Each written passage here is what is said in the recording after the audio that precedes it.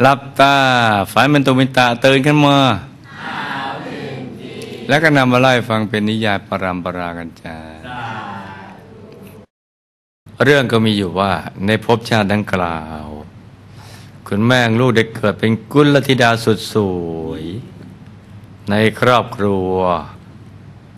ผู้ที่ไม่มีศรัทธาในพระพุทธศาสนานี่จะอันตรายจ้ะอันตรายเพราะว่าคำสอนที่เกิดจากผู้รู้แจ้งที่เกิดจากการเห็นแจ้งไม่มีอันตรายจะทำให้การ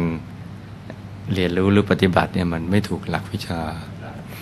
ด้วยเหตุนี้เองท่านจึงยังไม่เข้าใจเรื่องของการทำบุญและผลของบุญดังนั้นท่านจึงเป็นนับถือความเชื่อ ความเชื่อแบบเทวนิยมจะเรียกว่าเมื่อมนุษย์มีความทุกข์เพราะความทุกข์เป็นของคู่ชีวิตของการเกิดมาเป็นมนุษย์เมื่อมีทุกข์แล้วก็อยากจะหาทางพ้นทุกข์อะไรที่ตัวคิดว่าใช่ก็เชื่อสิ่งนั้นคิดว่าต้นไม้ใช่ก็เชื่อต้นไม้ก็จะไปไหว้ต้นไม้จอมปลวกนี่ก็ใช่นี่นะจ๊ะป่าเขาลำนายไพเจ้าทรงผีสิงอะไรต่างๆก็จะไปตรงนั้นแหละซึ่งคำสอนของความเชื่อแบบเทวนิยมนั้น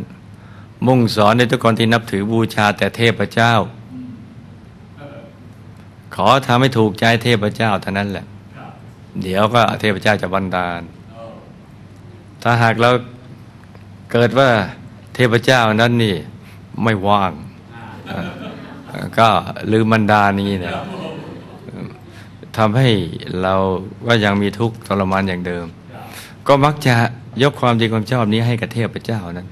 ผู้ที่หลงลืมว่าอ๋อเป็นบททดสอบหรือประสงค์ให้เป็นเช่นนั้นจงยอมรับซะโดยดีโอ้นี่เทวนิยมก็จะมีอยู่สองข้อเนี่ยเป็นหลักนี่เนาะนั่นเป็นบททดสอบว่าเจออย่างนี้แล้วยังเลิฟอยู่หรือเปล่านี่นะหรือบันดาลให้เป็นอย่างนั้นเป็นพระประสงค์จริงๆพระประสงค์หรือมารประสงค์ใช้ตั้งใจให้ถูกคำนะจ๊ะซึ่งคำสอนของความเชื่อนั้นมุ่งสอนในทุกคนที่นับถือบูชาแต่เทพเจ้าแล้วก็ห้ามไม่ให้ไปทำบุญให้ทานอีกด้วยแต่เทวนิยมก็ยังมีข้อดีนะจ๊ะที่ให้สงเคราะห์โลกก็ยังดีนะแต่ว่าบางทีแถมฆ่าสัตว์บูชายันเดี๋ยวเข้าใจว่าเป็นที่โปรดปรานของเทพเจ้าที่จริงมนุษย์มันอยากกินเนื้อนั่นแล้วก็อ้างนี่นะอ้างเทพเจ้าเนี่ยไว้ฆ่าสัตว์เข้าแต่ก็เอาเนื้อไปแจกให้คนยากคนจนอย่างนี้ก็เรียกว่าโปรดสัตว์ได้บาปนี่ช่วยก็จริงแต่ว่าเราจะอายุสั้นไม่อดแต่ว่ากินได้ไม่นานเพราะอายุสั้นเนื่องจากฆ่าสัตว์แต่การให้ทำให้ไม่อดตามทันไหมจ๊ะแต่ว่าอิ่มได้ไม่นานก็ตายจะเกิดมาไม่อดตามทันไหมจ๊ะแต่อิ่มไม่นานตายด้วยคำสอนของลัทธิความเชื่อดังกล่าวจึงทำให้คุณแม่ของลูกในภพชาตินั้นหมดโอกาสที่จะทำบุญให้ทานยิ่งตัวท่านศรัทธาและเชื่อในคำสอนของลัทธิความเชื่อนั้นมากเท่าไหร่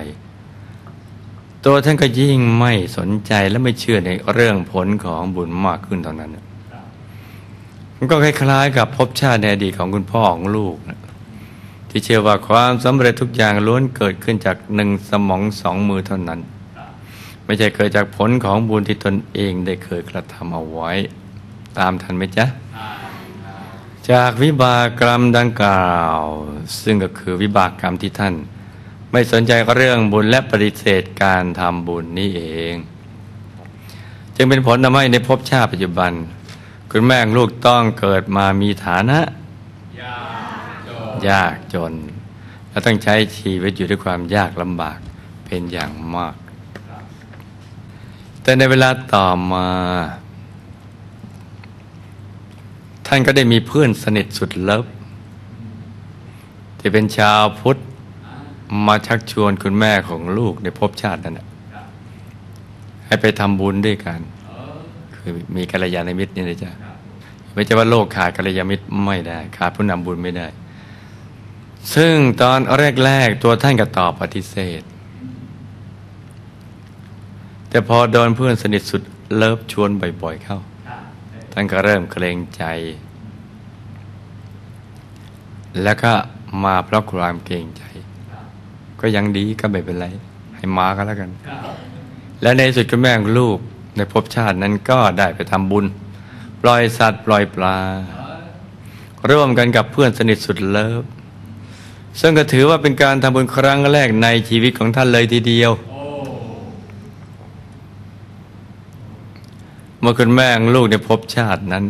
ได้ทำบุญปล่อยสัตว์ปล่อยปลาแล้วท่านก็รู้สึก alert เต้เลยประทับใจและก็มีความสุขเป็นอย่างมากจากนั้นตัวท่านจึงเริ่มเข้าวัด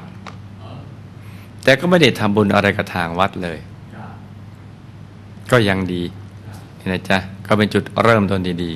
ๆต่อมาหลังจากที่ตัวท่านได้ศึกษามาบ่อยๆตอนแรกก็นั่งท้ายศาลาอย่างนี้นะจ๊ะ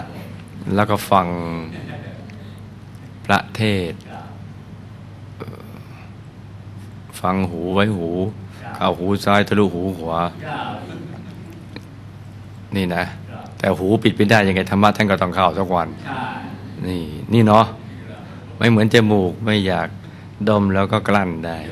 ปากไม่อยากกินก็หุบได้ตาไม่อยากดูก็ปิดได้หูไม่อยากฟังปิดไม่ได้นี่ก็ไม่ได้ทำบุญอะไรกับทางวัดเลยต่อมาหลังจากที่ตัวท่านได้ศึกษาและทำความเข้าใจในหลักคำสอนของพระสัมมาสัมพุทธเจ้าแล้วฟังไปนานๆก็ค่อยๆซึมซับ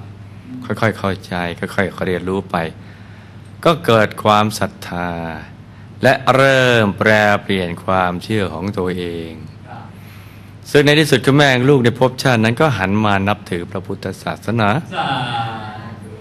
แล้วก็เริ่มเข้าวัดทำบุญอย่างจริงๆจังๆนับตั้งแต่นั้นเรื่อยมา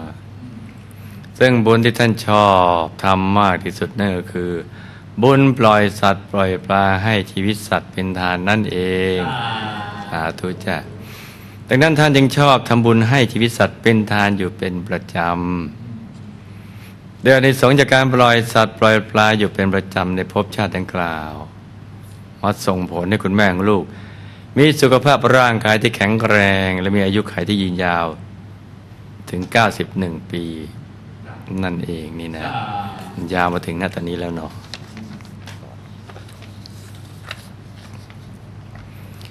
ผมภรรยาคุณพ่อคุณแม่และลูกทั้ง3 คนลูกสะใภ้ลูกเขยและหลานชายมีอีกไหมเอามาใส่แล้วให้หมดหลานชายผมมาเทวาลูกกาเทวากายสัมภเวสีผีเรือนอย่างงี้ไม่เอาหมดเลยเนาะสร้างบารมีกับหมู่คณะมาอย่างไรครับโอ้อามิตาภะเนาะนี่เนาะคำตอบเมื่อพุทธันดรที่ผ่านมาฟังอยู่หรือเปล่าจ๊ะผีเรือนล่ะ นี่เนาะลูกเทวดาเนี่ยเมื่อพุทธันดรที่ผ่านมาตัวลูกและทุกๆคนในครอบครัวตามทันไหมจ๊ะได้ทำหน้าที่เป็นกองเสบียงหลักสำคัญของหมู่คณะที่คอยดูแลอุปถากพระอุปถากวัดและได้สร้างบารมีร่วมกับหมู่คณะมาอย่างเต็มที่เต็มกำลังสาธุจ้ะซึ่งแต่ละคนจะทำหน้าที่เป็นกองเสบียงที่มั่นคงเข้มแข็งอย่างเอาชีวิตเป็นเดิมพันมาอย่างตลอดต่อเนื่องโดยมีตัวลูกเองเป็นผู้นำในการสร้างบารมีของกลุ่มเรื่อยมา แล้วตั้งแต่พบชาติที่ตัวลูกเด็กเกิดเป็นลูกชายคนสวนของท่านเศรษฐีและร่วมกันสร้างวัดกับลูกน้องนั่นเองนี่เราเอาใกล้ๆนะจ๊ะซึ่งในพุทธันดรที่ผ่านมาตัวลูกและทุกๆคนในครอบครัวก็มีผลการปฏิบัติธรรมที่ดีบางคนก็ได้เข้าถึงดวงธรรมใสๆส่วนบางคนก็ได้เข้าถึงองค์พระใสๆและสามารถเอาตัวรอดกลับดุสิตบุรีได้ในที่สุดจ้า